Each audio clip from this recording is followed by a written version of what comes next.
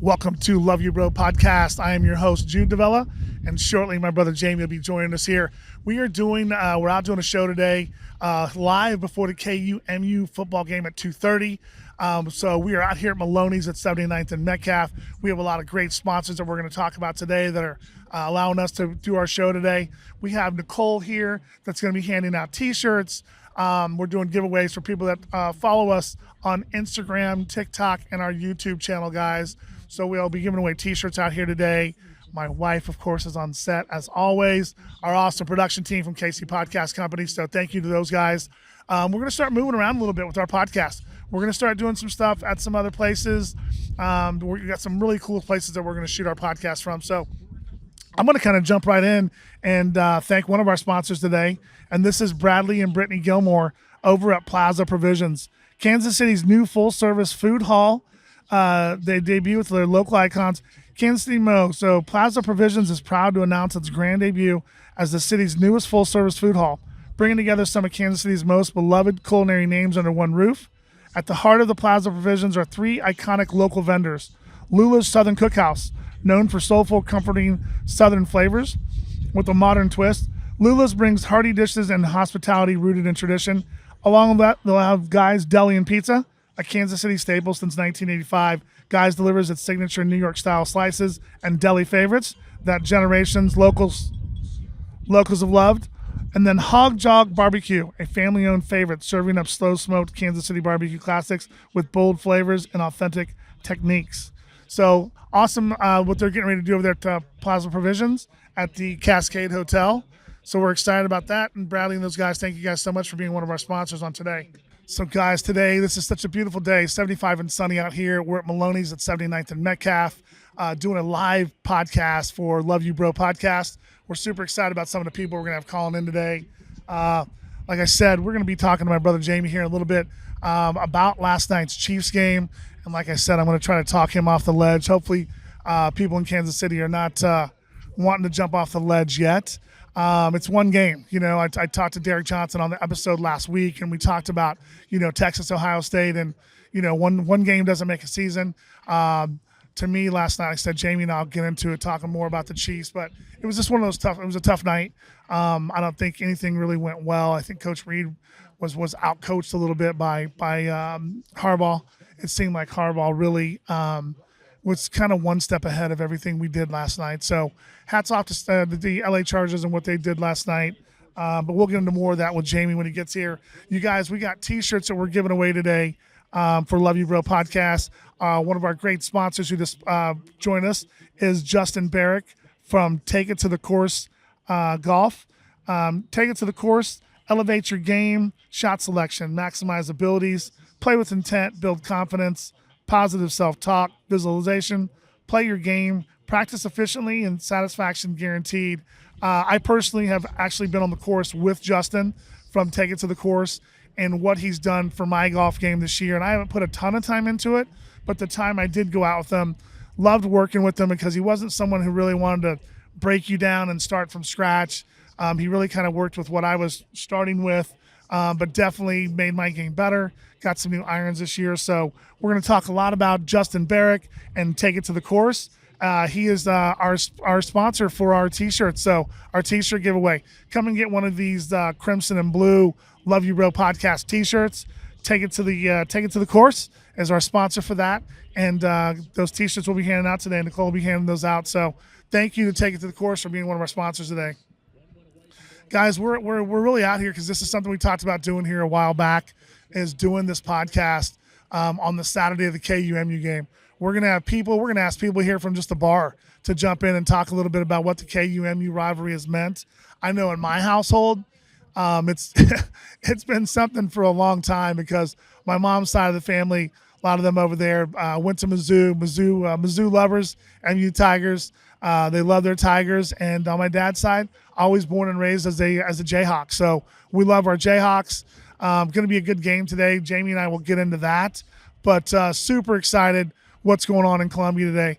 You guys, it's been 11 years since Kansas and Missouri have played just a football game in period. We played in basketball here the last few years, but as far as football, this is the first time in 11 years that we have played Mizzou. that KU Missouri have played, and then this will be the first time since 2006 that they've actually played on campus. So I can only imagine. I can only imagine the buzz around Columbia today and what it's going to be like there. So we will have some people calling in from Columbia. Yep. Guys, we're so excited to be at Maloney's today doing a Saturday special episode for the KU MU game that's going on in Columbia today. So my brother Jamie is going to be joining me here in a few minutes. We have a lot of great sponsors. I've talked about a few of them already. So much to talk about today to jump into. And like I said, we'll get into the Chiefs. We're going to get into a little bit about the Dallas-Philadelphia game and some of the stuff that went on early in that game as soon as Jamie gets here. But it's going to be crazy down in Columbia today. I know all the bars in Kansas City are going to be packed. This is a huge game. KU Mizzou, renewing this rivalry that hasn't been played in 11 years. Talked about this a little bit, earlier. 11 years since it's been played. That was at Arrowhead. And now, you've got the first game on campus since 2006. So we're super excited to be doing our show. 75 and sunny here today. We're at Maloney's rooftop patio. So we're super excited. We can't thank Maloney's enough for being one of our sponsors. We're super excited to get this day started and get it rolling. A lot to talk about. I talked a little bit about, like I said, about the Chiefs game last night. Tough loss starting off 0-1. Really tough going, 12 hours. To fly 12 hours and go play in Brazil and then come back, and you come back with a loss. And, now we got to see what happened to Xavier Worthy. I know they're going to, him going for an MRI today, and we'll kind of see where he is injury-wise. But tough way to start the season off. But, there's no time. There's going to be no time for them to do anything besides, get back on the field, get some work in, get ready to go because, they got the Philadelphia Eagles coming in next Sunday for the home opener. So big game there. But, God, we can't say enough about being out here today at Maloney's sunny 75 rooftop patio. So super excited. We got Nicole handing out t-shirts, like I said earlier today. Thank you to Justin Barrick and Take It to the Course for sponsoring our Crimson and Blue Love You Bro podcast t-shirts. So you can see these. I've got one of these on today. And then we've also got our Missouri. We have our Missouri shirts, our K-State shirts. We got 2 of the K-State shirts and 2 of the Mizzou shirts up on our merch store. So we'll make sure that we attach the link to our merch store so people will be able to go there. And again, guys, please always like, subscribe, and follow us on YouTube, on IG, and on TikTok as well as X. So we appreciate the support, guys. Without you guys following us, we can't do our shows, and without our sponsors. But we're going to be excited about getting some people up here today and talking to them about the KU Mizzou game and what it means and this rivalry. We had some people on, we did a show earlier this week with Derek Johnson. We had David Winbush on. So we've got some guys calling in from Columbia after our noon hour to talk from Columbia and tell us a little bit about what the atmosphere is like there today. We'll be anxious to see what happens in this Kansas-Missouri game. I know this is something I think they signed for a 3 or 4 year deal. So I know next year goes to Lawrence. So I know a lot of people are going to be having some fun with this around the city, and look forward to talking about the KU Mizzou game. So, all right, guys, we're back here at Maloney's, man, shooting this live podcast from Maloney's at 79th and Metcalf. And as you can see, I'm not solo anymore, man. My man jumped on set. Just got here. Damn. So we're about to do this thing here. You guys were excited about doing the rest of the show. What do you think, bro? Well, first off, I didn't get a phone call from you from last night. Nope. And I didn't look at your messages either. Well, you looked at some of them. I saw that, but I was like, he's not even going to call me today. And then Jessica's, I'm supposed to text you. And I'm like, old boy ain't even, he don't want to hear it from me. Nope. But no, man, this is beautiful setup, man. I mean, this is Maloney's cool, huh? Yes, this place is dope, man. Yeah. It is so cool. I was walking through and it's packed. It looks good. Yeah. People are stoked. And it's, kind of this whole thing, this KU-MU thing, which is so incredibly cool. And it's sad that it only goes next year, and then they have to. See, I kept saying that maybe it's a 3 or 4 year deal. I thought a 2 year deal. Too. Yeah, I thought so too. But it's just they got to get it right. I don't know who's dragging their feet, because if you listen to people in, on the other side of the state, they said it's KU's not wanting to play, and it's like, man, fuck all that, just play. Right. You know, it's so good for sports. And, you know, they didn't have game day, but they had game day was not there, but they had dudes from ESPN yesterday in Columbia. Nice. Nice. The guy from South, or he's from down south, but I think he's a Missouri guy. So they were down there. So it's huge. So it's awesome. But anyway, I got sidetracked. Because walking in, you see all of the different. Hey, anyway, listen, I don't mean to cut you off real quick. Just by the way, guys, that is our person handling this thing. That's Helen from Maloney's. But sorry, bro, keep going. Keep going. Yeah. What's good, Helen? Yes, dude. So yes, so it just, but seeing all of it, and it's so cool. And how this setup is at Maloney's, it's really dope. It's like they have almost little sections, little pods. So if you're out there, man, and you look for a place, like, you know, and I am personally really picky on how I like what place I like to go. Like, you know, first of all, good TVs. Second of all, like, you know, this is a really fun environment. And there's, you know, a lot of people will say this. Thank you, Helen. What's good, Helen? So it is. In college football, it's so big, man. It is so big, and you know it sucked because for the longest time we didn't have a lot to be excited about with Kansas football. Oh, hey, look at this! Look at this! We got someone calling in from Columbia right now. Hello. Hold on one sec. Do I have my guy here? Hello, Steven? Yeah. Oh my God! Hey, you guys, listen to this. On our show right now, we got calling in from Columbia, Missouri, our main dude over at 810, Steven St. John. What's up, Steven? Fellas, how you doing? Steven, my God. Let me ask you this. When you were watching Chiefs game last night, you probably went to bed at halftime because you're so excited about today, huh? So give me the ground rule discuss or like. No, we're good. This is just our podcast. We're shooting our podcast here today. So it's allowed? Yes, of sir. Course. Yes, sir, it is. Yes, sir, it is. We wouldn't have it any other way, It's brother. our podcast. Yes, it is. I'm going to fuck that game last night. I was mad. I was mad from the time we're at the end of the game. I was pissed off. Yeah. Here's the deal. I came in town, wonderful dinner at the best restaurant, Columbia Murray's with the coach of Mizzou and with the chief, Gary Pinkel. I feel like that's a good luck charm. Now, I'm with PR extraordinaire Will Gregory, some wonderful gold that he can pull that off. Yes, he can. And this is going to be, but here's the deal. This is great because I see down here celebrating. I see Missouri fans. Everyone's just happy that schools and everyone else pulled their heads out of and renew this rivalry because we're going to today in Columbia. That's awesome. That's awesome, man. Listen, we thank you so much, man, for calling in and catching up with us. As always, like I said, you're part of the familia here, man. I Love You Bro podcast. So when Will was like, "Hey, man, St. John's coming to the tailgate," I'm like, "Please, man, please get him to call into the show today." And Steven, like you said, how cool is it that, like I said, I think everyone has such a more of appreciation that they're playing again. It's almost like there's no hate in my body, I have no venom. It's just cool they're playing. It's going to be a great game, win or lose. It's awesome that it's happening. Of course you want to win, but it's just so cool because every weekend for the last 14 years, you see Iowa State play, you see Texas, all these schools that play, and we have just as cool, if not deeper rooted rivalry. So it's just really cool. I'm so stoked that you're there and you get to be a part of it. I know you wouldn't miss it for the world. But what's your feelings and what's the atmosphere there like? I mean, is the energy just through the roof? It's incredible. It's beautiful weather. It's a beautiful day. So you couldn't ask for better weather. And like you said, they haven't played since 2011. They haven't played one of these games on campus in 2006. That was the last time Kansas played in Columbia.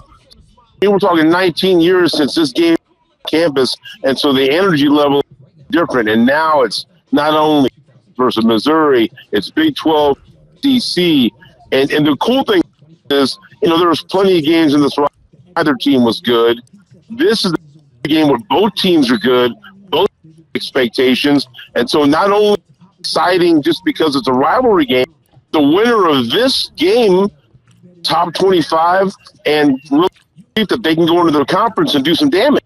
Yeah, absolutely. You know, what was awesome is when you had Coach Pinkel on, and you asked him about that game when they played at Arrowhead, and he said the intensity and the feeling was bigger and more profound than any Rose Bowl he had coached in, any big game, which was incredible for me to hear. I was like, kind of made the hairs on my neck stand up, Steve, that's what he thought about it, and it's just so cool. But to hear his testament, like, it was as big of as an atmosphere, and it's just that rivalry. Obviously, stakes were higher, but right now the stakes could be higher. Like you said, it could launch either team into the top 25 and really set them up for success. But I thought that was really cool what he said about that, being how big and the feeling was. I was at that game in 2007. And the energy in the crowd, more intensity. The only thing I can compare it to is like that second championship game between the Chiefs and the Bengals, where the Chiefs and maybe a Super Bowl, but it's so corporate. That was one of the intense atmospheres I've ever been around at a sporting event, and this is complicated. But you know what? Today might come damn close. Absolutely. Brother, I know you're busy. Thank you so much, man, for giving us a few minutes of your time. Have fun. Give Susan our love for us. Hey, Steven, I got one quick question for you. We did a Missouri kickoff show here. I'm sure you maybe caught it, maybe listened to a little bit of it. We had on Jeremy Macklin, we had on Mitch Morris, and we had on Martin Rucker. And during that episode, they kind of they didn't get into it because those guys all love each other. Obviously, they all bleed the black and gold. But we talked a little bit about the 2013 team and the 2007 team and which team was better. And I'm asking someone who's a diehard Missouri fan who knows this game in and out, who in your mind was the better team? Was it the 13 Missouri team or the 07 team? I got to go with 07 because they have the quarterback and my man Tony in the football. And you look at how stacked at wide receiver, unbelievable. And you're talking about tight. You had Chase and T. Rucker at tight end, two all tight end, and Jeremy Macklin, and you had Daenerys running around there. That was incredibly deep, I love the offensive line from 2013. Right. They had DGB before he went crazy, and he was something. Lost it, but you know what? I give the edge. They played against each other. Chase Daniel come through and find Jeremy Macklin for the win. Yeah. We're going to see hopefully two great quarterbacks on the field now. Daniels, we know what he can do. I think we're going to be surprised by how good the Bo show is. Beulah. Bo knows football. Let's go. I know you guys put MIZ, and I love it. I'm so happy the game played. Let's go. Let's have some fun. Thank you, brother. Steven, thanks for calling in. We love you, brother. I mean, talk to you soon. Steven St. John from 810 Radio calling in from Columbia, Missouri. So that was a cool phone call. Steven's part of our family here at Love You Bro podcast. He's been a good friend of ours for a long time, and of course he's always been willing to come on and do whatever he can to help us with our podcast. Absolutely. So thank you, Steven. Everybody in Columbia, be safe today. Have fun. Enjoy this game. God, the weather, I mean, it could not be any more perfect, you guys. I imagine in Columbia it's probably like this right now down in Columbia.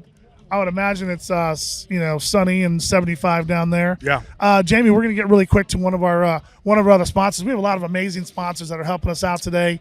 We're going to be moving the podcast out. We're going to be moving it around a little bit this fall. Yeah. We love everything that Bradley and Brittany do for us over at Lula, but that's our home of homes. That's our home of homes for sure. But we've got some places that want us to come and do some podcasts from. So we're excited about that. Here's another one of our sponsors though, right here. Chad Durth over at KC Trends. Chad, thank you for being one of our sponsors today.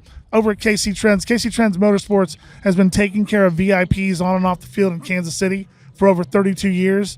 We also offer full mobile installation of wheels and tires. Check it out at kc.gomotires.com, kc.gomotires.com. And I can just tell you guys firsthand, when I talk to people when they have companies or whatever, I was asking them, have you ever used them before? And Chad's someone I've known for over 25 years. He's the best of the best. Oh. I mean, as talented and as awesome as Trends is, he's even a better person, man. Oh. Chad's he's amazing. But what he does, man, I used to years and years and years ago just go sit in his showroom and look at from pool holes to Nellie's whip to he's the best of the best. Hey, man. listen, I've known Chad for a long time, man. Chad started this thing. I remember when Chad was in high school selling wheels out of his garage, and then he moved over to a little shop on Johnson Drive, and I was, buying tires and buying stuff from him then. And his shop on 135th Street is, it's unbelievable. They do a lot of stuff with a lot of players, athletes, people in the musical industry. So if you get a chance, go see KC Trends. But the other thing is, like I said, he's got the Go Mobile tire now, which is awesome. So I mean, if you're get stuck, you have a flat somewhere, their van will come out and they can change your tire like right there, like boom, change and get you back on the road. So anyway, KC Trends, what's up? Thanks to KC Trends and thanks to Chad for being one of our sponsors for today's show. Love so you, listen, brother. I want to talk to you for a minute because I want to talk to you a little bit about last night, because I know last night. I don't think you actually want to talk to me about but I do, because I think you, as well as probably half of Kansas City, want to jump off the ledge right now. First game. It's not jump off the ledge for me. It's what I was kind of saying all along. Like I said, I don't think you wanted to. For me personally, I said this all along. There was not enough done in the off season for me, and it kind of showed. And I'm a guy, and everyone gives me shit because I'm like, sign him, because I always wanted to just sign as many people. If they don't work out, you can kick them to the curb. Right. If it doesn't work out, so I like to throw numbers at things. And I'd said to you about Xavier not being a big-bodied guy. I mean, and kind of it's kind of our MO of our receivers are kind of tiny guys that are fast and quick, but it takes a lot. So when you had a guy, I was like, remember, I texted you a text. We got receipts about Keenan Allen. Yeah. They should have called on Keenan Allen and just said, hey, take a flyer on him. Why not? He looked great last night. Mind you, there's so much to go through in that game, but it was a thing that he was constantly open in zone, and he knows how to find zone, and that's someone that helps you out, and that's what Juju did a little bit last night. And they had guys that's what you need to do. You need to have reliable dudes that can go and catch it and know where they're going to be. And Patrick Trust, McConkey and Keenan Allen both last night killed us in a point of when we were in zone type coverage. They killed us because, like I said, Keenan Allen, he's not a guy that's going to blow by you, but he's a guy that's going to find that spot and catch the ball. Bro, he had McDuffie beat on that one, and he just dropped the ball. Right. It was a draw. It was a great pass by Herbert, but he's just a guy. But then like last night, you hear like Ladarius Smith signs with Philadelphia. He had 9.5 sacks last year, bro. So you're telling me we couldn't use him in addition to what we have? So it was frustrating for me. And it's early. What I said today to our cousin Vinny, I said, you know what? I go, they'll get it right offensively. Because you have Royals coming back. You'll have Wordovy in about a month coming back, if not longer. You have Rice coming back. They'll get it right offensively. Defensively, they don't have anyone coming to save them. Yeah. They don't have anyone to come in to save them. And, and once again, it's not bashing him. We live and die with the Chiefs. Yeah. I'm critical. Sure. I get on them. But it's okay because, it happens in every walk of life. Your job, my job, people will be critical. And it's not those guys. Once again, they do their thing, and there's guys that have Hall of Fame careers like Chris Jones. But, last night was the first time in a long time for me personally, I saw bickering within, which was a little bit weird to me. Yeah, which was a little bit weird to me. That's a great point. When watching Travis when he kind of that was after the third one. So on that, bro, let me say this. So once again, those guys know more than we do. I can't even dream about how much they know. But to me, when Juan Taylor is struggling like he is, why not put in fucking Jalen Moore? You pay him $15 million this year. Why not say, hey, you know what? And it's not embarrassing Juan. He was not playing well. So it got to the point where Travis on the third one was like, bro, what are you doing? Right. You're not in a hostile environment. You're not in Mile High Stadium. You're not somewhere where you can't hear. Right. That's in your head, bro. That's just being smart and like and he kind of last year towards the last half of last season, he had kind of cut down on his penalties and stuff, not as much down the stretch last year. So it was disappointing to see that last night. But anybody obviously watched that game last night from the jump. To me, we were out coached because I feel like Harbaugh was one step ahead of everywhere we wanted to be last night. Just everything he was doing when we thought they were going to go run and pound it 40 times. They come out and throw the first 9 times. They throw the ball. Well, and they did. And it was. Obviously Harbaugh's a great coach, but he saw something that he could get exposed because he knew if anyone would know our defensive line is what's going to give us problems right now. With getting pressure and getting and what was surprising to me, and like I said, like you said from the get-go, to me, the energy was not there, and that goes on the head coach, and that goes on Big Red. And he would be the first to admit that. And he did admit that last night. But you know what? That's on the head coach, but it's also on the leaders in that locker room. The leaders in that locker room, you got to have your team ready to go.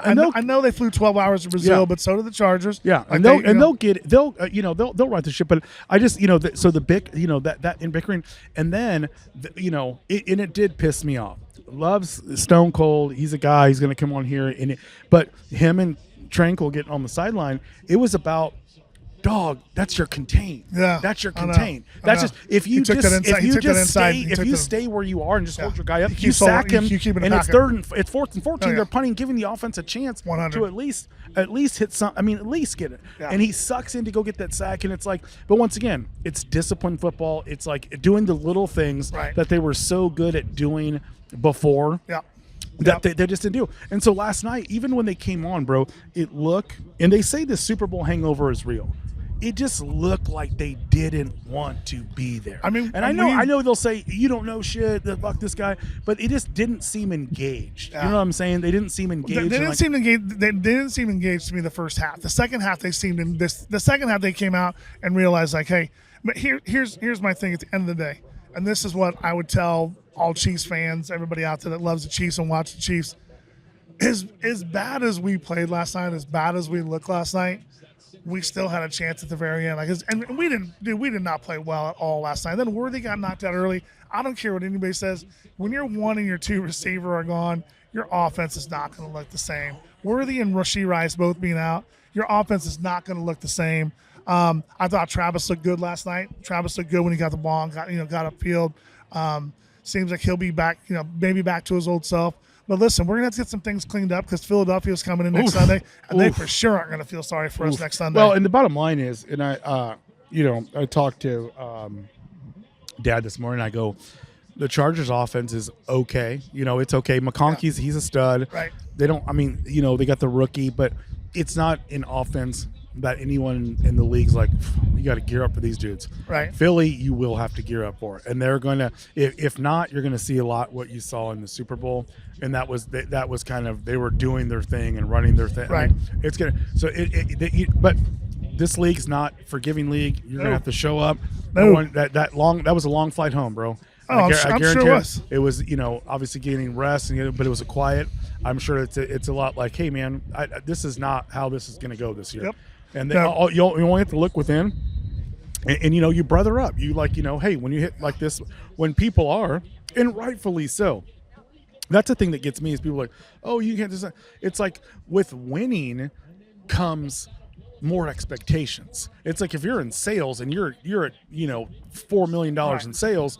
The following year, if you're at $2 million, everyone's gonna be like, "What's going on?" What's going on? And it's like, man, I hit that $4 million, I'm gooch. I'm like, oh shit, my shit's up top right now. But you got, what I'm saying? And so it's not a knock. It's not like, oh my God, they're the worst. Is this, the Chicken Little, the sky's falling, sky. It's not. But they got to get shit right, and they'll ride out. It's gonna be a tough year. Everyone got better, and everyone's gotten better, and we're gonna get everyone's best shot. I mean, 100. I don't care who it is. And right now, the narrative is the Chiefs are down. It was the narrative going into the season. So after last time, you give other teams like, hey, we can beat these guys. Yeah, we can beat these guys. And at which it was like the old, like it was, I'll refer to KU basketball. We had our down years. Those teams, Iowa State, Kansas State, when they go into Fieldhouse, they were like, we ain't winning this shit. They'd be looking up at the video board. You're already beat. Yeah. Right. And you're already beat. Then you have some years that aren't as good, and you start beating them. Yeah. That shit goes away. Yeah. You're like, hey, you know what? That's not the same Kansas team. We can win here. And so this Chiefs team, after last night, people are like, shit, these guys, they're not the same. We got them. So you're hearing some of that talk between the ESPN guys and some of the other guys talking about this isn't the same team. This isn't this. This isn't that. But again, just like we talked about Texas and Ohio State, when I talked to DJ on Monday night, like DJ said, nobody's judging Arch Manning from one game. Nobody's judging Texas from one game. Texas will be in at the end, and I think Kansas City will be. But they're going to have to get some things cleaned up and get ready to go. Like I said, nobody's going to feel sorry for them. No. And with Philly coming in, Philly, after beating us the way they did in the Super Bowl, they want to come in to step on our throats. And I'm stoked to go next weekend. I'm stoked to, but man, I tell you what, dog, we have our hands full. Philly comes strong. they start beating up on us, I'm jumping an Uber. Yeah. I stand there. They'll be looking for the bad names that are calling me with the big glasses. I'm dipping, dog. I swear. Hey, listen, I'm still not afraid of all these, Philadelphia people that are bringing all this smoke because I've been talking about, Philly and Jalen Hurts not being able to come into Arrowhead and win. So I'm still going to go with my Chiefs next week and think that we're going to get some things fixed. I know you will. And beat Philly. But listen, we're going to take a break just for like 2 seconds, and then we're going to come right back. All right, guys, welcome back to Love You Real Podcast. Here we are doing it up here at Maloney's at 79th and Metcalf, man. We're getting ready to make a phone call out to Columbia, Missouri. Just called here a minute ago. Our man Will Gregory is helping us there on the ground. Will. Yeah, Willie Will, man. He's always good to us, man. Will is the best, dude. Will is, you know what? I'll tell you this. I was so blessed that I ran into him, and he was like, hey, man, I listened to your podcast, and I was like, and he's been nothing short of an angel to us, awesome, man. He's been awesome. So, thank you, Will Gregory. So listen, we're going to reach back out to Will out in Columbia, Missouri right now. We're going to bring on, let's take a look here. We're going to bring on Frank Hensley. He is the guy who recorded the Royals pregame song, yes, Bleed sir. Blue. He grew up in Kansas City. He's a VP at Universal Music. So we're getting ready to call really quick right now, brother. We're going to call Frank. We're going to call Frank right now. He's there in Columbia at Will's tailgate party. So let's get doing it up. Let's get Frank on the horn. You got AOL dial-up, dog? What's up? It's AOL. Frank, you there, Frank? I feel like the Jerky Boys right now. Is he punking us right now? Yo. Yes, sir. Frank Hensley, this is Jude and Jamie Devella, man, from Love You Bro Podcast. We want to welcome you on our show today. Hey, I love you, bro. That's it. What's up, Frank? I'm happy because, all you people excited about the Chiefs, Zoo, and KU. I'm excited about the in one game of the wild card. And I call to remind you all, Royals are still playing football, even though it's football. And Alico and I got a Bleed Blue and played on the pre. We're performing East Summit Pride on September 18th, and so the pregame with Joel and Jeff Montgomery. I want everybody to know, even though you might Chiefs and it might be red yesterday, and you root for Mizzou football, the Royals are still playing. Somebody needs to remind. No, you're exactly right, and you know what? After, to be honest, Frank, like I think a lot of people switched to Royals game last night after watching what was going on and where they're at. And I was one of them. I had two TVs going, and then when I knew it was going, I was like, man, I went straight Royals. And I'll tell you this. So born and raised in Kansas City, and obviously this incredible run the Chiefs have been on in the city. But there's nothing like this city when the Royals are good in playoff contention and playoff baseball. There's nothing. And I know people I know people will get pissed and be like, that's not right. But the energy, the vibe, the city is blue. It is unbelievable what that feels like when we're in the playoffs. And it's I don't know if the Chiefs have made people numb or people just, what it is. But when the Royals are the Royals, there is nothing better. I'll tell you that. Everyone's days are better. It's just it's amazing what they make this community and make this city feel like. That's exactly right. In Kansas City, I grew up in the Moore area. Born in 82, 86, my dad had tickets to the Royals. Of course, we went through that 30-year drought like else did. And I'll just tell you, told me when I was a little, who's going to make championship run Royals or the Chiefs? He would have said the Chiefs. But when the Royals made 14 and 15, that city electric, it came alive. It laid down the train for what the Chiefs ended up doing. Excitement for the Royals started.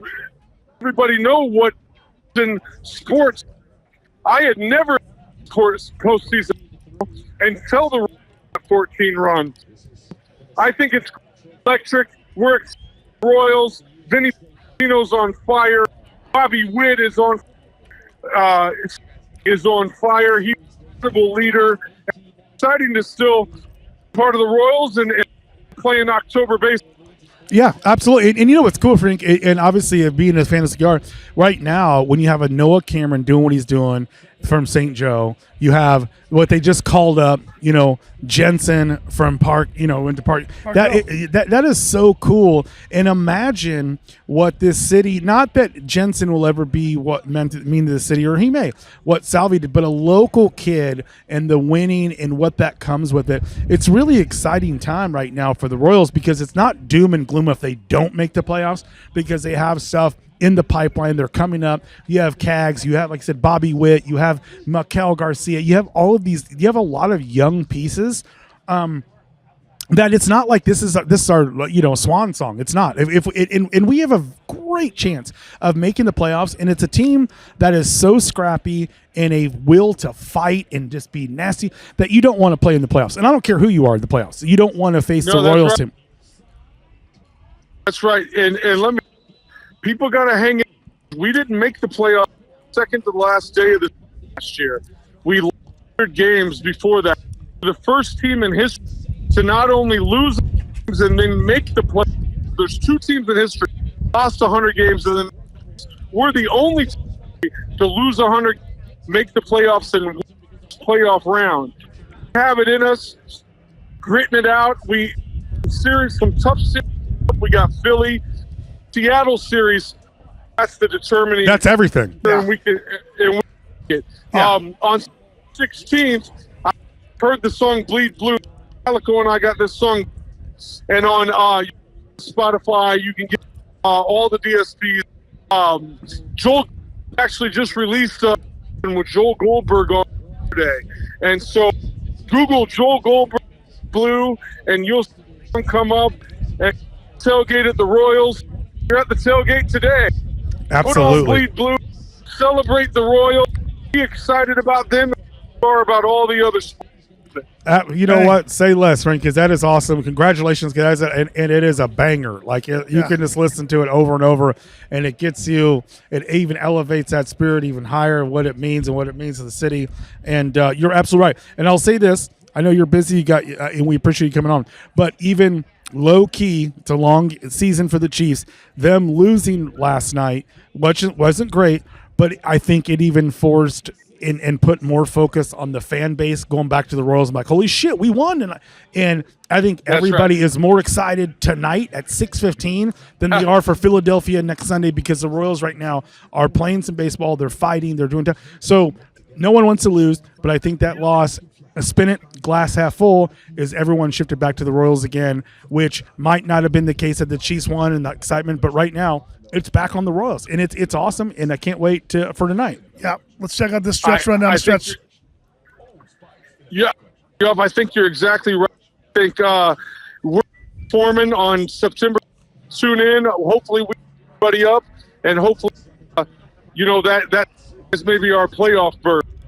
Here we go. Let's go. Hey, Frank, listen, when we get you back, we're going to get you back when you're in town, and we're going to get you on set. Come by Lula Southern Cookhouse and jump on the show with us when you're in town. Sound good? I love it, guys. Appreciate you, brother. Love you, brother. Enjoy the day, man. Love you, brother. And we'll talk to you soon. Let's go, Royals. Here we go. Let's go. All right, my man. Talk to you soon. See you guys. Thank you, brother. Bye. Guys. Bye.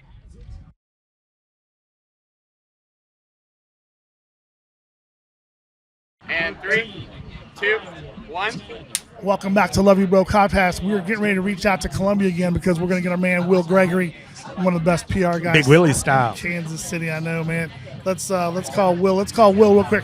We got some contacts out there in Columbia that are part of our show, so we're going to call Will Gregory real quick. Please leave your message for 816. Will just give you the fuck you button. Hold on, man. Please leave your message for 8. Some of their videos they'll have like over.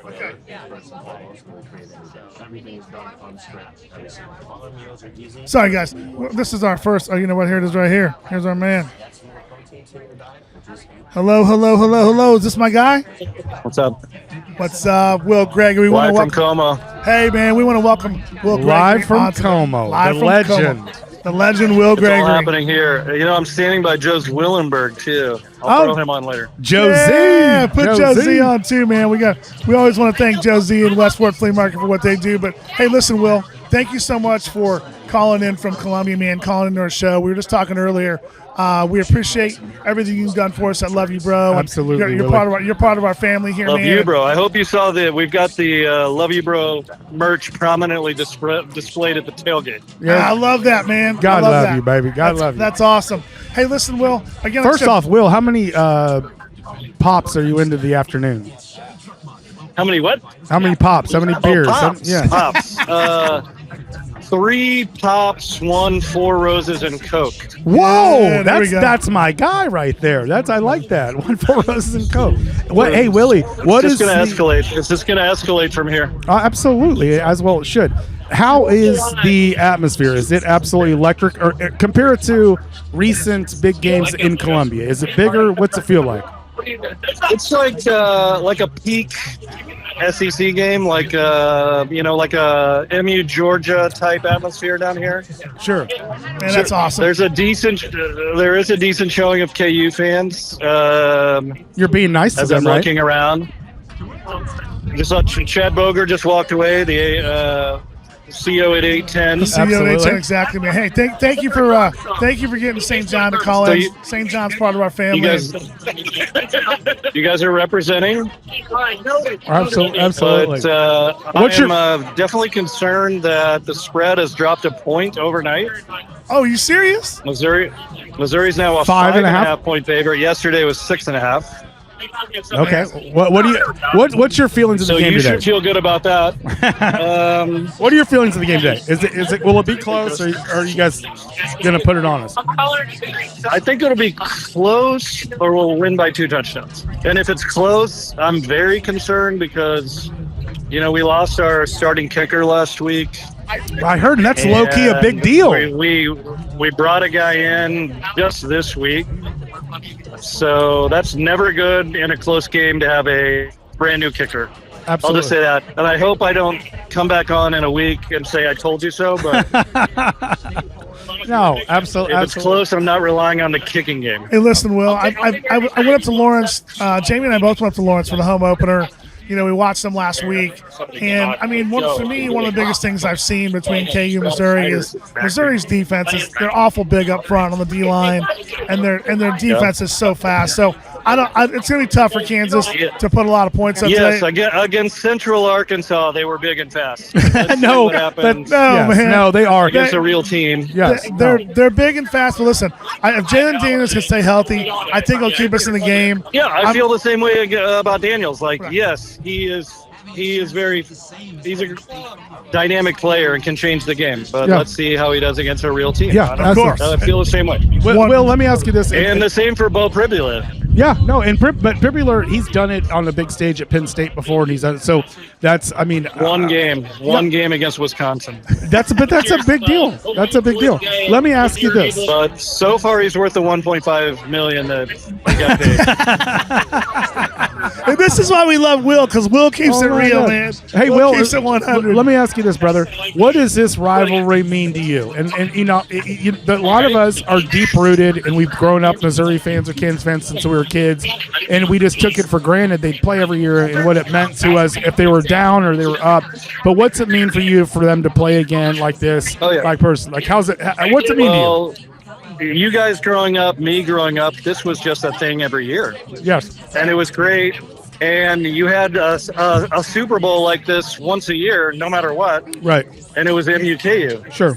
And so I'm here with my daughter who graduated 2 years ago. That's Awesome. so cool. Love We're that. on the way in, and we're talking about the 2007 game. She's like, yeah, I never saw that, and I'm like, oh shit.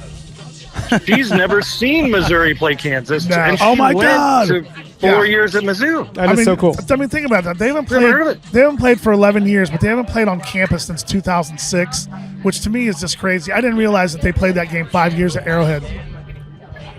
I did not either, honestly. I thought it was a couple of years. See, that's what I thought it was St. 2 or 3 John. years, and then we were looking at it the other day, and I looked it up, and they played at Arrowhead 5 years, and I thought it was a 2 or 3 year deal. I love you, podcast.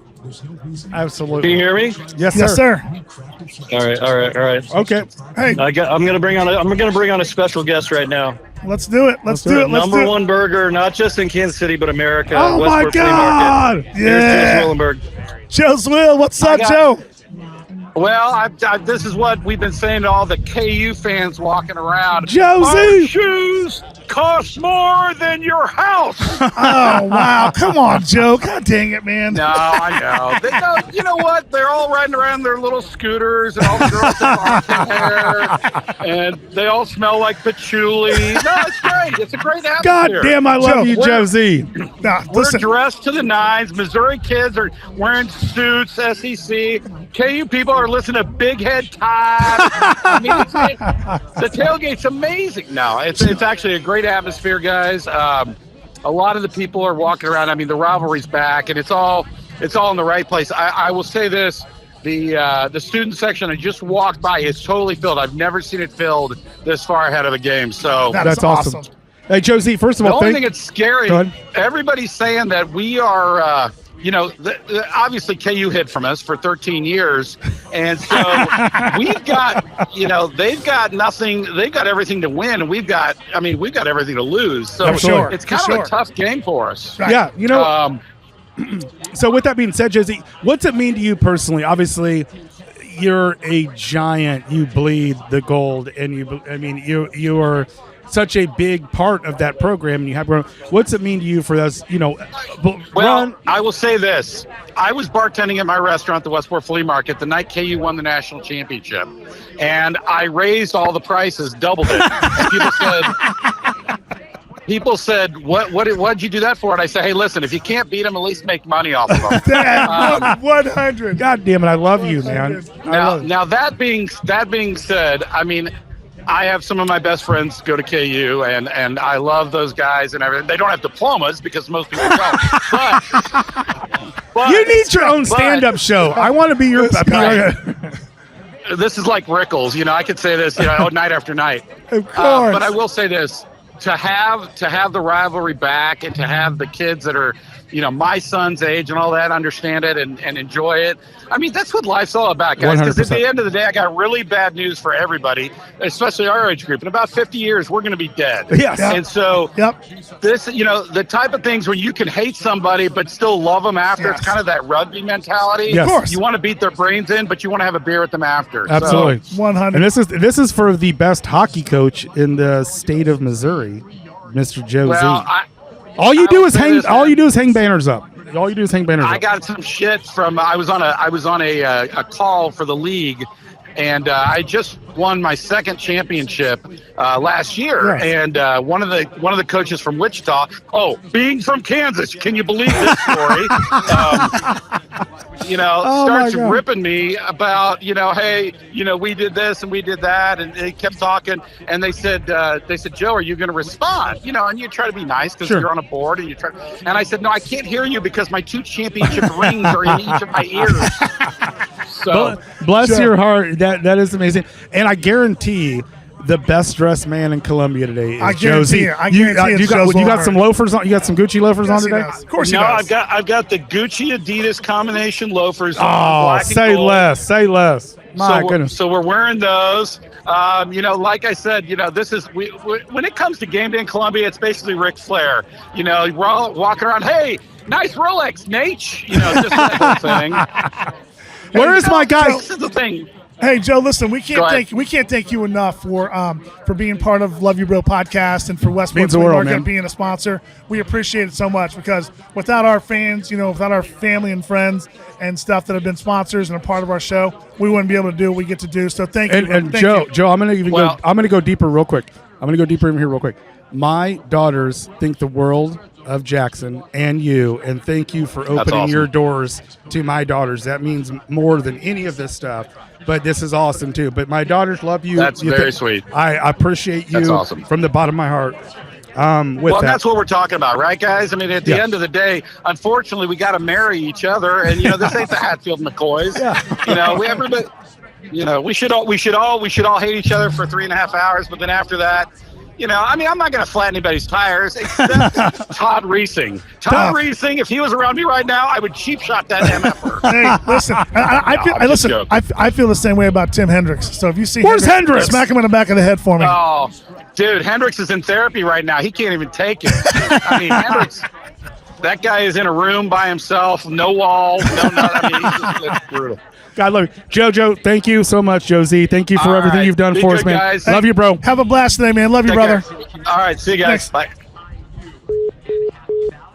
Man, that was awesome. Having on Will Gregory and Joe Zwillenberg from Westport Flea Market. Westport Flea Market, best burger in town, man. Thanks to those guys for what they do for us. Down. And it's been like the best burger forever and ever and ever.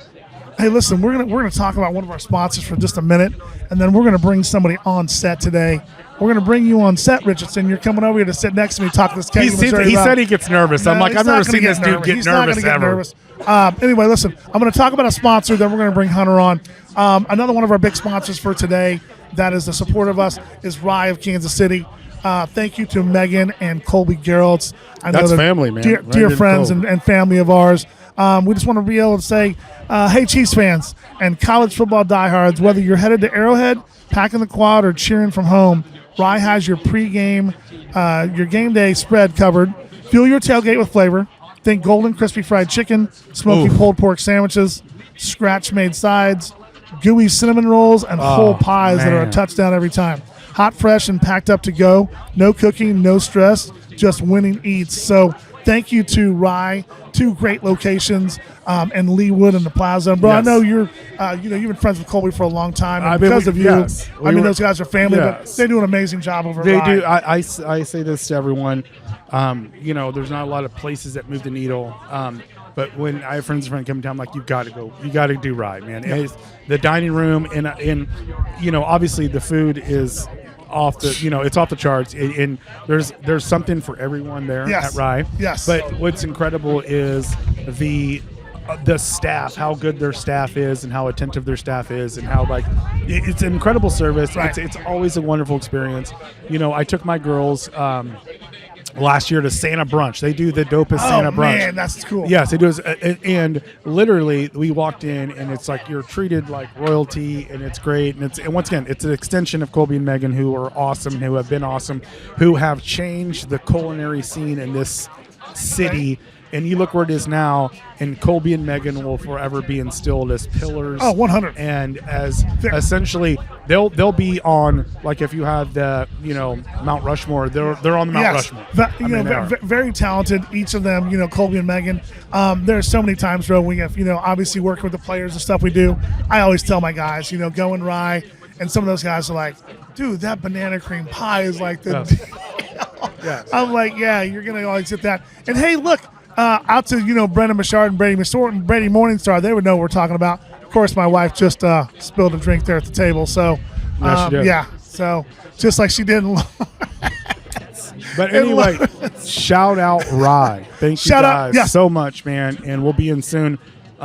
Just to say what's up. So hopefully, you guys are super busy, but hopefully we'll see you in there, because it always makes it even a little bit more special when we get to see you guys in there. And low key, Colin had a big first high school game last night. Yeah, I want to hear how my dude did. So listen, Colin's a badass. Megan just sent the schedule out to us, so we're gonna go see Colin. We're gonna go watch him play. Blue Valley Northwest, right? Blue Valley Northwest? Yeah. Blue Valley Northwest. And Unc going to pull up. Unc might have some beers before he pull up. Come on, man. Listen, we're going to get over to the sea, but listen, Megan and Colby, thank you guys so much. Love you guys, man. Love you guys so much. Thank you guys. I know you guys are enjoying yourself in Columbia today, but thank you for your sponsorship. Yes. You guys are, family.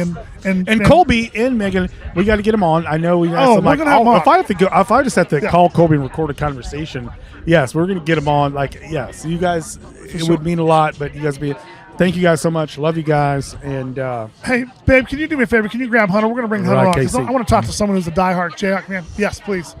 We're going to bring Mr. Hunter Richardson. Yeah. Mr. Hunter Richardson. Hunter, come on. I need you on for 5 minutes. I need him for 5 minutes. Come on.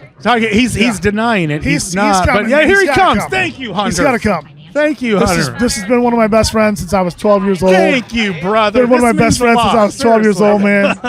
He better not say no to one of his best friends. And this mother effer looks like he can still play linebacker. He still can at play least linebacker. Special teams today, I Rich. He could. I couldn't walk down. Yes, you could. Put that headset on. Put that headset on and grab a mic, man. Listen, this is one of my best friends since I've been 12 years old. You're good. It's ready to go. Hunter Richardson, welcome to Love You Bro podcast. That means a lot because I know you didn't. You said I get nervous. I'm like, dude, nervous. He's nervous, man. This nervous. But he's been listening. He's been listening to me talk since I was 12, so he had to come on. He just rolled his eyes. That's a lot of talk. It's a lot of talk. Listen, that's how you know Devella's shit, right? You know his bullshit.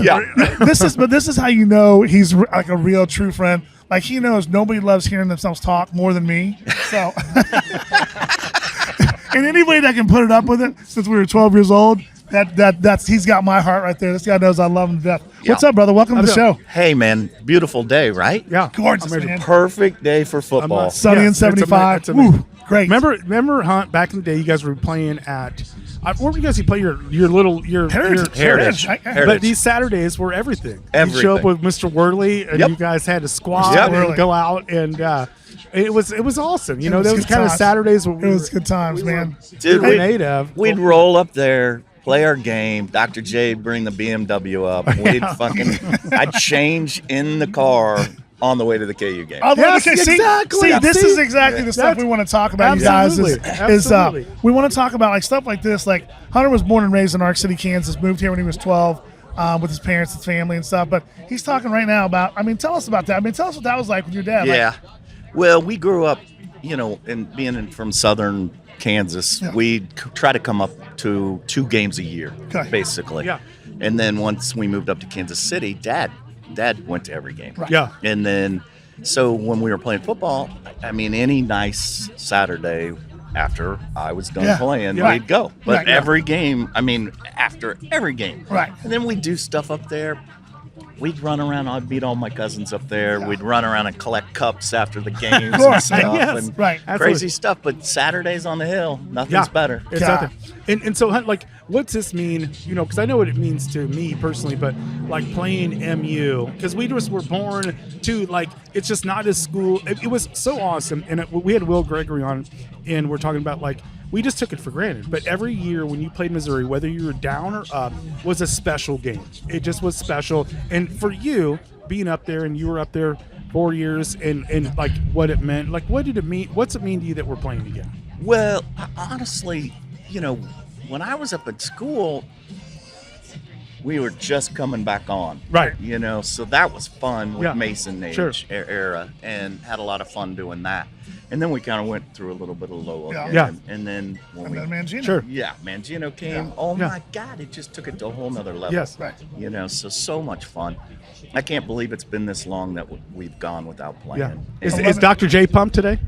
He's gonna watch it. we had a long conversation. He's smoking some ribs, and he's gonna watch the I game. love that, man. Listen, we've talked about this, and so many times. We were talking to Steven St. John a little bit earlier. He called in from Columbia, and we're talking about 11 years it's been since we played Mizzou. But not just that, it's been since 2006 since we played on campus. So I can't imagine the atmosphere in Columbia. He was telling us there was like a Georgia game, like a big SEC game. It's just awesome to see. And then we get him back in Lawrence next year, which I guarantee you this crew right here will find a way inside that stadium. Yes. Oh, yeah. Hunt and I about 2 weeks ago talked about we got to get up for a game. The stadium is amazing. It's awesome. It's amazing. I lucked into a caviar seat. Yes, you did. I lucked into a caviar. Man. And listen, I saw the picture. Yeah, I knew you were there. I get a call on Wednesday, and he says, "Hey," he goes, someone backed out. He goes, "Don't tell your brother. I want to piss him off, but come to the game." So I go, leave it to Alan Caviar. Thanks, brother. I go, yes. I go, absolutely. So he goes, do not tell him. So I called Jude at noon, and I'm like, hey, what's up, man? He's like, nothing, just having a lunch, and I got to go meet Caviar. And so I'm like, okay, great. And he's like, what are you doing? I'm like, I'm fucking working, man. This sucks. I'm working. This is it. So go meet Caviar, and we meet Nick and Jake. So I'm there, and so he's like, you haven't told him yet. And I was like, no. So we walk, Caviar's like, I've never even seen my seats. So we're walking to his car, and he goes, get in front. I'm going to really piss Jude off. There you go. So I get in front. Jude doesn't even saw it. And he gets in the car and he's like, what are you doing? I walk in, and the dude's in the front seat. I'm like, here he was, like, bitching about, I've got to work. This sucks. You guys are going to Lawrence. Yeah. This So, dude said but that. so going to the stadium, it was really cool. And Alan walked in. He's just like, yeah, I mean, it's all right. Yeah. And I'm like, what? And both you and I are like, dude, this is amazing. First row, 50-yard line. So amazing we get up to look down at the seats, and he's like, too low. They're too low. And I was like, He didn't have a view. yes, He had- exactly. No, Yes, no, exactly. he does though. He does. Does? He does, Okay. but he didn't know. Yeah. So it was like, I was like, dude, it's amazing. And I read somewhere that they built it 8 feet up Yep. from Yeah. where the old one was. Because Right. if you look across the stadium, it is really low. Yeah. So we get down there, and I'm like, holy shit. I go, Alan, these are insane. Yeah. Midway through the first quarter, he's like, they're pretty good. And I was like, they're amazing. Yeah. I go, they're amazing. Because you're above the players. You're Yeah. right there field level. It's awesome. But the They're stadium great looks seats. incredible, and we deserve that. They deserve that. It's been a long time coming. It looks beautiful, and it's something we can all be proud of. Dude, You know? it's so cool as Yeah. a KU fan, as a KU alumni, to be so proud of something. Yeah. I mean, all we can do is say thank you. Yeah, I mean, absolutely. honestly, Absolutely. that And place they- is yes. awesome. And they had The Mr. booth, Booth. the and- booth. Yeah, they had Booth. Mr. Booth. They had Mr. Booth out, and I call him Mr. Booth because he's Mr. Booth. Like, it's like, We call him David because we're on a first name basis. Yeah. but I mean, what an incredible! I mean, amazing. Well, And yes, Wait until next year. yes. Yeah. When that stadium's completely done Oh my God. and we have the KU-MU game, it's going to Hey, be man. Listen, insane. I already told Cole Unk's coming up for that. Unc might be there all listen, weekend that hey, weekend. Hey, Hunt, I've been about his third shift with me. I'm like, Unc got it. He's like, hey, Unc, can you start calling me Unc? I love it. He goes, Unc, I ain't never seen someone dressed like you. He's like, you got the Gucci's on, you got this. You got Yeah. I love it. You know, No, talking back in the old days when we were in Lawrence, I was not in Lawrence. I was a JUCO at the time.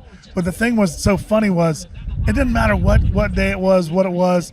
I would, as soon as I got done with practice, as soon as I got done with the game, no matter what it was, I was racing up. Yeah. I tell him I'm on my way. As soon as my game or practice is over, I'll be in Lawrence. It didn't matter when it was. Hey, so, Hunt, he did not mention your name with Coach Shelley when he was like, when we had Coach Shelley on, he was like, I was going up to KU all the time. He didn't mention. Good. He was got to, he Good. doesn't get mentioned with I was trying to leave your name out of it because, unfortunately, our man, may his soul rest in peace, our man Mark Moore. Oh, Coach yeah. Shelley knew Red's name, and Coach Shelley just looked at me. He's like, Yep. "Yeah, you and Red, I know." That's where you're going. Yeah, because Shelley was is really close friends with the coach from Kansas, from KU. Baseball coach? Yes, Bingham. Bingham. Yeah. Coach Dave Bingham. Yes, Yep. Coach Bingham. Jude So had to run a lot of foul poles. Hey, A little bit. Listen, so Coach Bingham and Shelley were tight. They played together in college. Okay. They played together in college at KU. Okay. So we're talking about this, and Bingham, he would call down to Shelley and be like, "Well, your boy was in town this weekend." He said your boy was in town. He goes, "I don't know what your guy's doing, but my guy's running foul poles." And Shelley goes, "We're just getting ready to go out to practice. I'm going to tell him he doesn't need his bag." Yeah. And I get out there, and Coach Shelley be like, "You won't need your mitt or your bag today." He goes, "Those running shoes you got on will be just fine." And I'm like, "What?" He goes, "Yeah, I already talked to Bingham." He goes, "You guys can go." He goes, "Foul pole, develop, foul pole to foul pole." So I'd call Moore later that night and go, "How was practice?" He'd be like, "Develop, really?" He goes, "I ran foul poles for 3 hours." I go, "What'd you think I did?" I ran foul poles. Hunt, Anyway, before Wait we a let second. you go. He was too good. There's a little difference between there's Moore a and lot of you. difference. But listen, he was in more trouble than I was, though. Yeah, but That's Moore the can hit difference. the ball a hell of a lot further Listen, than you there can. was- there was as an fast aim- as you there can was- pitch that's it. a There wasn't great point, anybody Hunt. who threw a better 70-mile-an-hour changeup than I did. I'll Hunter, tell you that was a right great now. point. Thank you for Yeah, saying listen, that. And you listen. can always check him because you guys been pressers. Like, wait a minute. Hey, listen. Let's stop there. Let's go back. Hold on a second. Listen, I told Shelley that day, I said, "You know what, Coach?" I said, "My arm was thrown out by the time I was in 10th grade. My arm from what it was in junior high was thrown out." And he goes, "Well," he goes, "I'll tell you what." He goes, "You took the mound like you threw the ball 95 miles an hour." And he goes, "That's why you pitched in college." Yeah. He goes, "When you pitch," he goes, you took the mound, you threw 95, and then the guys would see you throw 75, and they'd pop it up, or they'd hit grounders, whatever. They get so frustrated. But, I mean, I had a blast. Coach Shelley was awesome. Hunt, before Yeah. we let you go, Okay. and thank you so much for coming on. Oh, it's fun. So 2 years ago, I'm sitting there, and it's like a photo, and I want to say the Times or Page 6, and I'm like, they show Taylor, and I'm Swift. like, before I was like, oh my God, so cool. I'm like, there's my fucking guy Hunter, and you're in that photo, and it's going everywhere, and I'm like, that is my guy. I have to say, what has that been like with all because you've been all over social media. So let's tell our listeners and our viewers of what we're talking about. We're talking about Arrowhead and Hunter's season tickets at Arrowhead Stadium when Taylor and Travis started dating. So, Hunter, talk about your seats and where. And I will say this low key. Last year, Hunter, when I saw you at the game, you were like, "Hey, do you want to go sit in my seats?" And I was with a friend, and I was like, yes. Do I look appropriate enough? I want to get down there. And it was like it didn't. But I was like, so yeah. What has that been like, Hunt? Like, dude, it's been pretty cool. The story, it was really interesting. The first time that she was there, Cole and I were going to the game, and we're walking. We're the first row, the very top row. Sure. And I'm like, they're looking for my tickets, and I'm like, what? I look at Cole, and I'm like, what? And he goes, I don't know. I showed him my tickets, and we moved down the road, and Cole's in front of me, and he goes, Dad, what do I do? Yeah. And he looks down there. I look down there, and there's a officer fully dressed. I mean, guns everywhere, the whole 9 yards. And I'm like, well, I guess you ask him to move. I can hear Cole politely. Like, what do I do? I can hear Cole saying that. He was super nice, and it couldn't have been nicer. And he moved, and I go, what the hell's that all about? And he goes, Dad, look behind you. And T-Swift's right smack that's there. Yes, it's amazing. So I imagine how many texts and/or calls did you get with that photo? Because it was everywhere. It wasn't like it was in the Johnson County Gazette. Okay, so I don't even think I told Jude this, but I know I didn't tell you, Jamie. No. So my daughter is a big Swiftie. She really loves her, and so she got all kinds of bent out of shape that Cole got all this time. Oh, she did too. Macy was I guarantee it. Macy was not happy. She was not happy. Yeah. So she posted this deal online on, I don't know, Instagram or whatever. Sure. And this whole thing about her whining about her brother getting all this attention. And she got like 500,000 likes out of it. It was crazy. And Cole started getting all these chicks hitting him from California. There's people going, who's your brother? Who's the guy in the picture? I guarantee. Hey, I'm like, what about the dad? No. Come on, give me something. Hey, we old now. Cole. We old now. And I'll test this. The girls love Cole. I know. The girls love Cole. And it was like, he came to me, he's like, look at this. And this girl wrote on her receipt. And this is where times have changed. We would back in the day, you get someone's number and you could call and leave a voice message on their answer machine. Yeah. But this girl was like, hey, hottie, here's my Snapchat handle and my Instagram. And I was like, God, Cole, you're living the life. The owners, I told you. We would have slayed it. Oh, I'm just glad there was no social media when we were in school. We would have been in jail. I'm glad. We wouldn't have been in jail, but we would have been in a lot more trouble. Maybe. Yeah, probably. We would have been in a lot more trouble. Davila would have. Yes, he would have been. Yes. I'll tell you what, Jamie, I do have a funny story, though. So me and Hunter are with his cousin Tip. Shit. We're in. Oh shit! Hunter says, we're in Lawrence. We're in Lawrence. We've had a few too many drinks, and so we decided we probably shouldn't be driving. And for some reason, we just thought it'd be a good idea to let Tip drive. That was a mistake. Why? Because Tip not drive? Not that night. Hunter, why don't you tell us what happened when we left the Hatter and Tip took over the wheel? Yeah, if you know Lawrence at all back in the day, and I can't remember what I don't know what street that is, but if you go to the end of that street and there's a stop sign that we kind of went right through, you run right into the courthouse and the police station. Dude, the staircase of the police station's right there. Ran right into it. Oh my! And I'm like, Tip didn't drive again when he was in Lawrence. I got out of that car. I'm like, get the hell out! He about choked Tip out. He goes, Jamie, we're at the base of the staircase of the police station, and he's looking at Tip like, "Are you fucking leaving the Hatter?" That's leaving the last place you need to be. Yep. Good time. Hey, Hunt, thank you so much, brother. Love you, bro. Love you so much. Love your show. Love you, brother. All right, go Hawks. Hey, you know what, Hunt? You did great. You might have more appearances. You're like, I'm nervous. You did amazing, baby. I want you to make sure you grab one of these cards. Okay. And this is who our sponsor is, Justin Barrett from Take It to the Course. Awesome. This is his stuff on the T-shirt. I know you're grabbing a T-shirt. Yep. Get a T-shirt. I'm telling you, Justin's awesome. I worked with him this year. You know what he's done for me and for my game this year, which I don't really have game, but he's definitely helped me out a lot. Yeah. So take a look at this. My man Justin right there. But yeah, awesome. make sure you grab a shirt. All right. Thanks, Hunter, guys. Love you, brother. Appreciate love you, bro. Love you guys. guys. Thank you so much for coming on, man. You're awesome. Thanks. All right, you guys. There's one of my best friends since I was 12, Hunter Richardson, man, coming on our show. Rock talking about the KUMU rivalry, talking about the game a little bit. But listen, we're gonna take a little break. We're gonna come right back and call David Winbush, former running back from Kansas. He's on our show Monday, but I'm gonna call David. We're gonna get David Winbush on the show. So we're gonna take a break. We'll be right back. We are back here with Love You Bro podcast. I'm going to let my brother Jamie make the introduction of our next special guest that's here at Maloney's coming on with us today. Yeah, my brother. This was a surprise. I was in the bathroom, and I look over, and it's like, oh, my God, because I love this man so much. He was literally a babysitter. a babysitter. I don't know about babysitter. With Tommy Wallingford, he was a babysitter. Him and Barham would pick us up at Indian Hills. Oh, Jesus. And so anyway, I was like, oh, my God, this is perfect. And he was like, hey, I was riding to Crutchfield to another brother of ours. And I was like, you're jumping on. He's like, no. I was like, no, you absolutely are. This is a brother of mine, family friend of mine. Love him to death, man.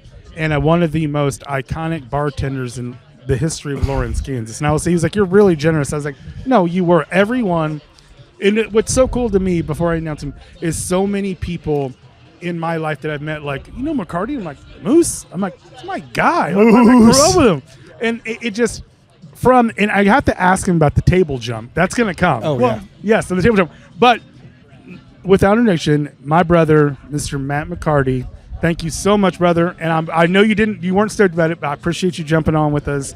And, man, welcome to the show. Oh, anything for you and Jude. I'm sorry about checking out your new watch in the bathroom. Beautiful. But, no, thanks for having me on. I'm going over to a mutual friend of ours, Andy's, biking over there. And to watch a game? And I saw you guys were here, so I'm like, okay, I'll just jot over. God damn it. Awesome. I love that, man. I've seen Jude. I haven't seen Jamie in a few years, though. Yeah, so it's been a minute, man. It's been awesome. Matt, thank you so much for popping on, man. Love you like a brother, man. Great you are a brother to us. Great to see you. Thanks for popping over and just popping on. No, that's sweet. That's what I'm saying. That's Matt McCarty. That's the McCarty family, man. That's what they are. So Matt, we're talking today. We've had a lot of people calling in from Columbia. We've had people popping on the show. Hunter popped on earlier. You know, as someone that was a lifelong bartender in Lawrence, Kansas, give me kind of a little bit of your, what does this mean with KU Mizzou renewing this rivalry? What does it mean to you? Well, I mean, back in the day when I was bartending, of course, we were going head to head quite a bit. Yeah. And the falling out, right? Yeah. They fell out, Right. and then MU rebranded themselves as this SEC. Yeah. Which is fine. Yeah. But I think the sting was there when they left. I didn't think we wanted to see them go. Sure. Yeah, for sure. I think that the rivalry kind of intensifies a little bit. I think it makes it, now that we're playing again, even a little bit more important. Yeah, of course. And probably. We're going to have a lot of eyes on the game, and I know I'll be watching and rooting on the Hawks. Yeah, of course. But I have to say, was Quinton's different after an MU win than, say, whoever in the Big 12, Colorado or something back in the day? It was different, right? The energy, the different. I mean, just in Lawrence in general. I remember we took my parents up, and it was when they played Brad Smith, and we got tickets, and we took my parents to the KU-MU game, and we lost my mother, made so much peace.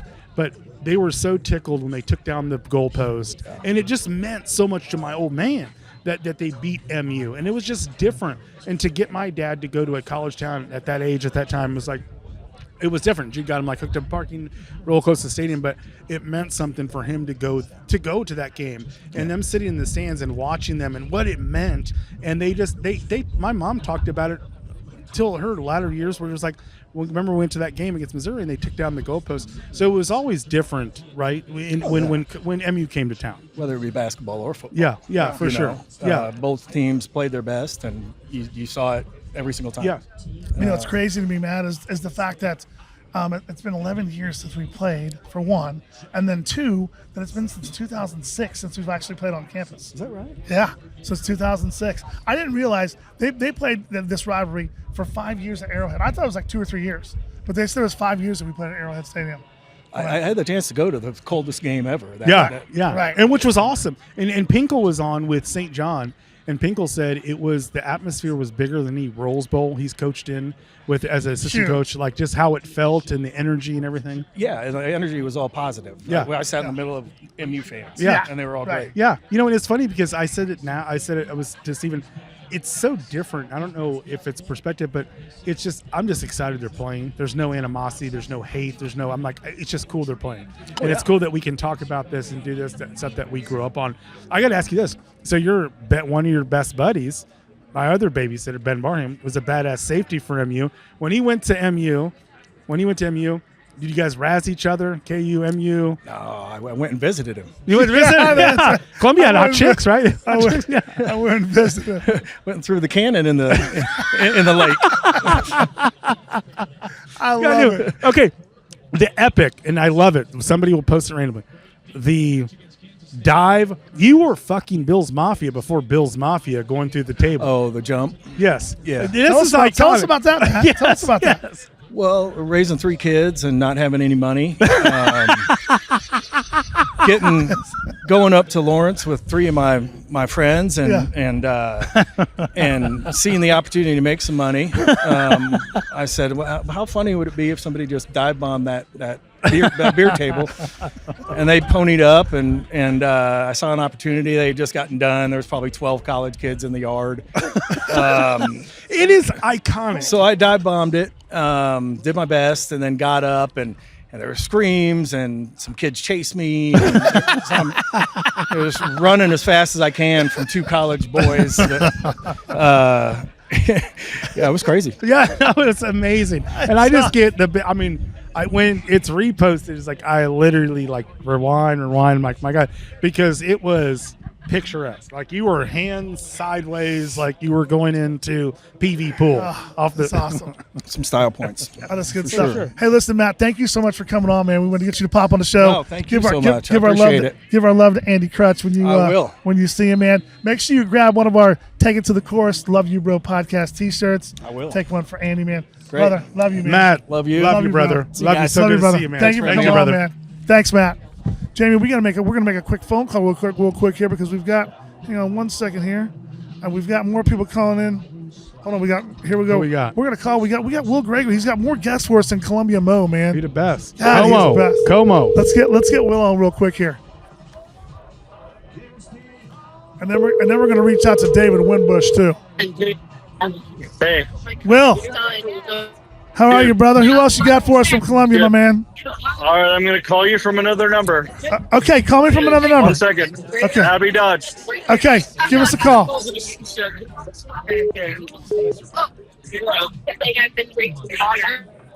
Hello? Hello. Hello, is this Abby Dodge? It is. Abby girl, what is up? Nothing. I'm just living life, loving life outside of Thoreau Field here in Columbia. I love that. Abby, listen, thank you for joining our podcast. This is Love You Bro Podcast, Jude and Jamie Davella. Thank you so much for coming on. Tell us a little bit about the atmosphere, and then just tell us what this Kansas-Missouri rivalry with this game renewing, what it means to you. Yeah, I'm a girl. I went to Mizzou, so this rivalry is everything. My parents have season tickets, so of course we are always at Mizzou games, and I love coming back. And as soon as I realized that MUKU are going to be playing each other, I called my dad and I said, all right, I have to be the person that you bring. I'm your plus one. Luckily, yeah.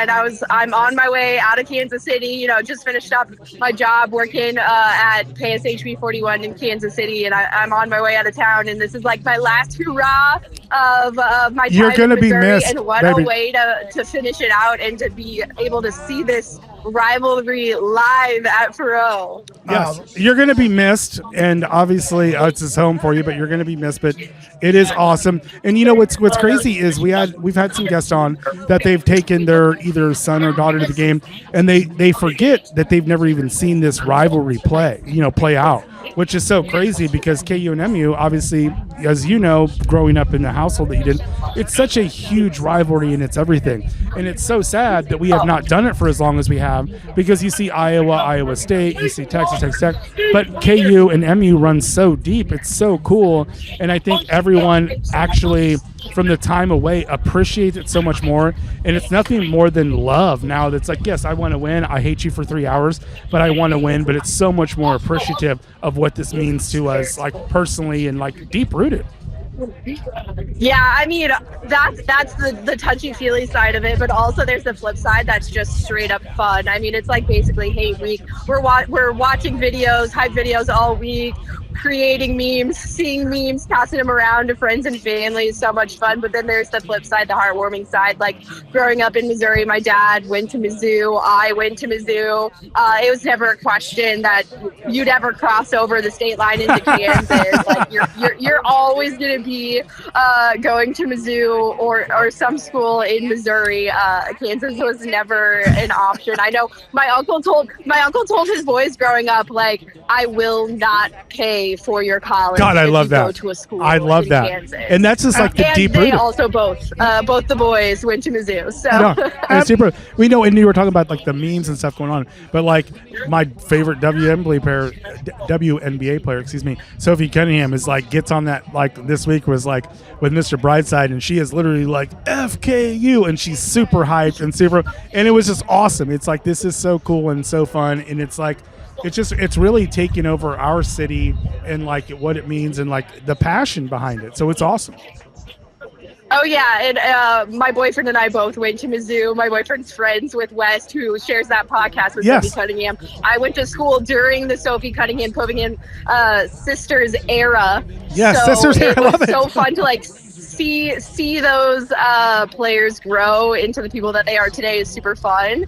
And of course, I mean, if you go to a Mizzou game, it is Mr. Brightside or bust. Absolutely. I was going to say, Abby, let me ask you a question. How often do you think we're going to hear that Mr. Brightside today in Columbia?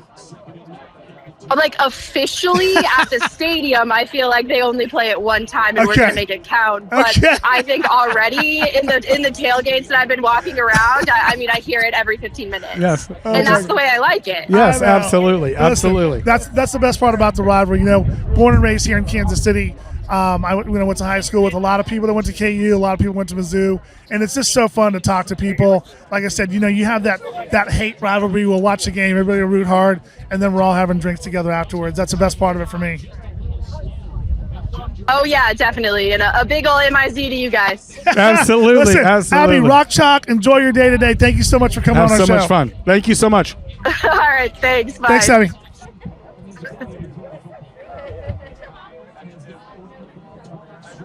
Awesome. We have one more call to get in. We have one more.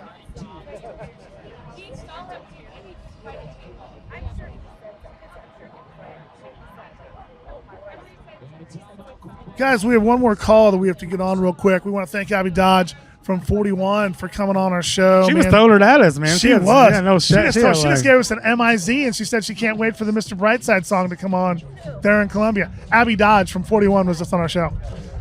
So, listen, guys, we're going to get to one more guest that we want to bring on the show. We got a few more sponsors to talk about as well, and we'll get to those sponsors. We're going to call one more phone call. A guy that was on our show on Monday night, I told him we were going to give him a call back, and this is David Winbush, former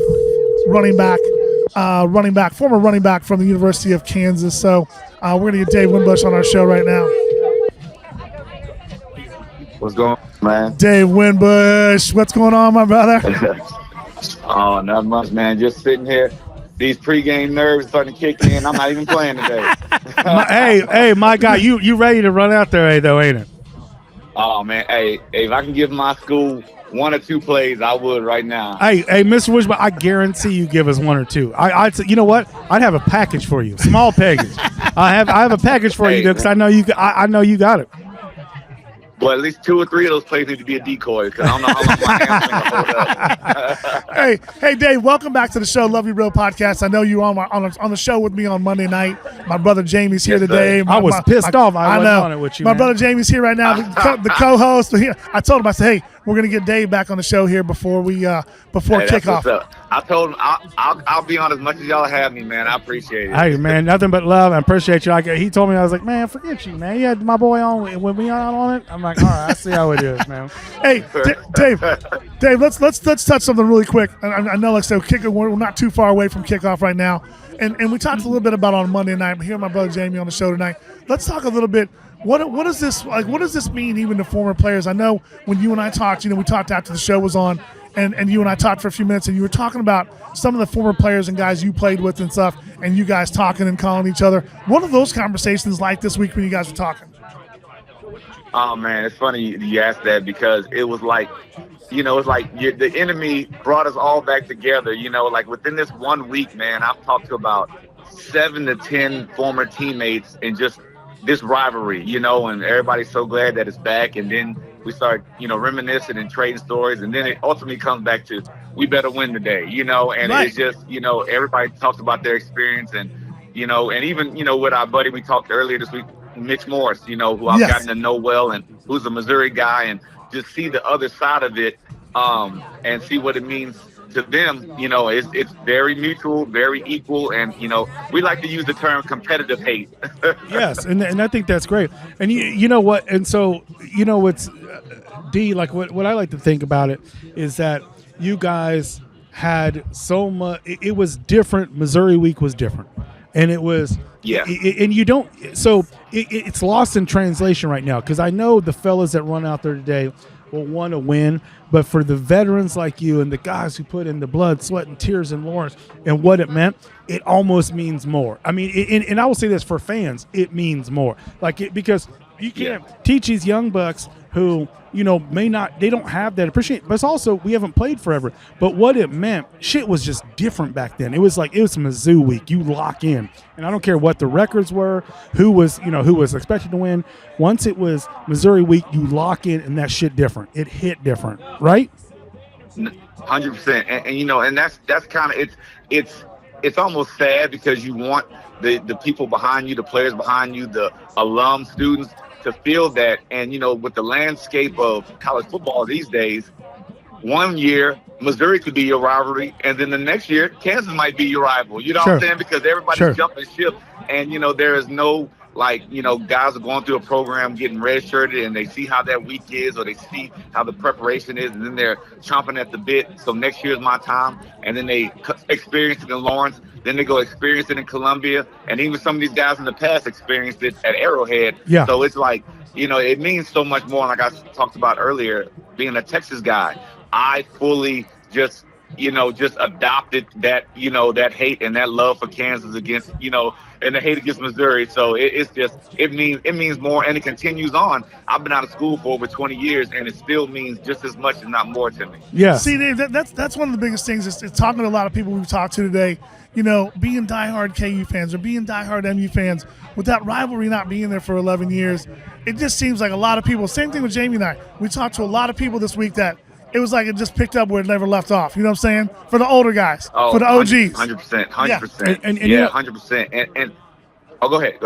No, go. So, D, like when you talk to people, old heads like me, I'm old, but you talk to people in the day. But when it was a consistent thing, they'd even say that week as not even playing like you guys were and going out there and putting it on the line, but just you'd wake up that week, it would be different. It felt different. It just everything felt different. It was like Pop's 93 now and he older, but his mind would change. It was MU week. He would just lock in. Lawrence just felt different as a whole, no matter where you went. Yeah. Oh, 100%. And that's what you thought. You knew anytime you go out and play and you're a competitor, you want to win. But that week is just a little bit more. It's just, alumni coming back during the week to watch practice. It's former coaches, like we talked about Coach Fambro, coming giving that great speech the night before. It's the community bringing extra, if not like drinks or whatever the team needed, they just put in a little bit more because it meant more. And like I say, it doesn't by no means end with just the football players. It's the town, it's the community, it's the state. Yes. You know what I'm saying? So I mean, this is big, this is exciting, man. Yeah. And the anticipation is crazy. This week has been nothing but muck fazoo and talking to everybody, and I was so I was just so blessed to receive a phone call from Harrison Hill yesterday, who I played with, and Roger Ross, and we kind of just reminisced over that 2000 game, man. And then the day before that, I talked to Eric Van, who was a senior in '97, and Ron Warner. Those are my OGs and the guys that looked OG, right? And just and to see what it meant to those seniors when I was a true freshman, and at least just contribute a little bit I mean, it was everything. And so, and then full circle, our senior year, we get that win against Missouri. So, man, it's just, and then I had former high school teammates that were on that team at Kansas that saw what it meant and, kind of, just adopted the same, the same hate and the same, competitive spirit for that. So, man, it's huge, man. It's huge. David, what was kind of crazy for me was, and Jamie was on set when we did the Missouri kickoff show, right? And so from the Missouri kickoff show to having you on Monday night, just talking to the older guys that were there during those rivalry days, right? Like when we brought up, Jamie, when we brought up to Martin Rucker and to J-Mac and to Mitch Morris, and we all we did was say KU. Just the look in the eye was different. When I had you on Monday night, when I said Mizzou, it was just a different look of like, man, if we can just get that to transfer over to the kids that are on the field today, because the look in your guys' eye, like Mitch and J-Mac and Martin Ruck and you guys wanted to come off the screen and jump on the field. Yeah. No doubt. I mean, I have no want to go to the state of Missouri. I have no want to ever to do anything. And I mean, I'm a Texas kid through and through, sir. But I have no love for Missouri, in a competitive way. I mean, thank God I don't have any relatives from there. No, it's what it is. What do you? So let me ask you this, D. So for seeing where you guys had the program, you guys were winning. It was it, and then it dips, and now it was left. There was people saying they need to just continue football at Kansas. They don't even need to roll this shit out no more. To see where it is now, it's got to mean so much to you, man, and be so proud to see where Kansas football is, because now you see people in the city low-key wearing their shit again, Kansas football shit, and it means a lot, man. It means a lot to the fans again, which – you tuned out when you knew you were going to get busted every weekend. It was like, man, it was hard. It was hard as a Kansas fan. Like, man, I'll turn this shit on. And people, even like here even in Texas, I'll have a Kansas, and they were like, Kansas, what you doing wearing that? And boy, it takes a lot of me to resist, to like have to walk them down. But like it is what it is. People like say on the outside looking in don't really understand, but like I said, it was something missing, when they took the rival away. And I just think there's certain things in college football that just shouldn't go away. Like even the Texas A&M game that just got renewed last year. There's certain things you just don't take away. I don't care what conference, what have you. Yeah, for real. And that's what's up. It's. And D. So a lot of people, there's a lot of the traditions that have these big traditions, but I went to, and I've not been a game once again, because the struggles we'd had is like, man, I got little ones now, it's like you got to pick and choose. But I went to the opening night when they played Fresno, and I'm sitting there and I'm watching the band walk down the hill, and it gave me chills. It gave me chills because that's such a beautiful tradition, man. That's low key, no doubt. One of the coolest ones in college. But since you don't get the exposure, it's not. But I got choked up, man. I was like, damn, look at that. Yeah. That's what it's about, right? It is, and that's what I'm saying, man. Kansas is so unique in that regard. Like walking down Campanile, and the fans and the family and the students, everybody are down the path and shaking your hand and hugging you, and you're walking down with the stadium in front of you that you're going down into to go into the locker room and get ready to go to war, man. And that's just, man, that is, you got me going. I'm over here reliving it. It's something, man. It's something special. And, everybody has different experiences. Sure. But we're talking about ours, the love for Kansas, Missouri, Kansas football. And, like you say, Coach Leipold and them have just, reignited a spark that is like no other there in Lawrence, man. And it is huge, man, and I'm so happy, and I hope we continue to trend in the upward direction. There's peaks and valleys, but sure. I like our chances. I like where the state of Kansas football is in, and we talked earlier about the big addition and the big upgrade to the facility. So, man, it obviously football in Kansas is being taken seriously. Yes, absolutely, and it feels good. And like I said, when since Mangino was a dog. He went out. Yes. Yeah. He went out and nonsense. No nonsense. And he went out and got guys. I mean, he got dudes. He didn't just get, he got guys. He was recruiting. Mangino was recruiting a lot of kids from Texas. I mean, man. a lot of my busters from Missouri, like, man, I go, man, we have the two of the biggest lockdown dudes in the NFL with Chris Harris and with Talib. Exactly. They were the Kansas shit. They were Kansas through and through. Dude, and that's the thing, man. Especially, I know coming out, Talib was a little more highly touted than Chris Harris, but the gains that Chris Harris made over his time at Kansas and how he continues to get better and better. And go on to the NFL and be an all-pro, man. And I mean, just they knew how to eyeball talent. You take Todd Reesing, who was a Texas kid, but was considered undersized and too small to play the position, and he goes and becomes the all-time passing leader in Kansas history. I mean, so you just, and then you have the mix of guys like Brandon McAnderson, who was on that team. Absolutely. And like a lot like Devin Neal, homegrown, hometown kids. And I talk to Brandon quite often, and he tells me, like, man, everybody wanted to be like Winbush when they were growing up. Like, man, how old am I? When they were little. And but I always appreciate him. I mean, one of the greatest human beings I've gotten a chance to know, man. So like, just the group of guys that came in there, man. And you talking about a turnaround. Yeah. And D, you were one of those big guys that came from Texas that started pulling kids from Texas. That it was cool to go to Kansas. That was cool to go to Kansas because before, it was one of my favorite movies all the time, Menace to Society, and Chauncey going to Kansas. Chauncey going to Kansas. That's crazy. And people sleep on Kansas, man. Yeah. No, and it's like Chauncey going, but you know what? It's one of those things. And you know what I love is if you've gone and you've worn the crimson and blue, like it's different, and you see the love, and I hear the love and passion in your voice, and you see these, see the fellas like they're hot, they rock chalk for life, and I don't care if, like I said, if it's a Talib, if it's a Paul Pierce, if it's all they say, rock chalk for life, and that's something that's different, and it's the passion and true love, man, for the University of Kansas. No doubt, 100%, man. Yeah. What's your prediction today, baby? Oh, hey. I was watching Game Day, and I saw the predictions, and I saw Trey Young, pick against Kansas, and then when they asked about the Michigan-Oklahoma game, he said Oklahoma by 50. So I'm saying Kansas by 50. But that's you know what? Guy. If it's by one.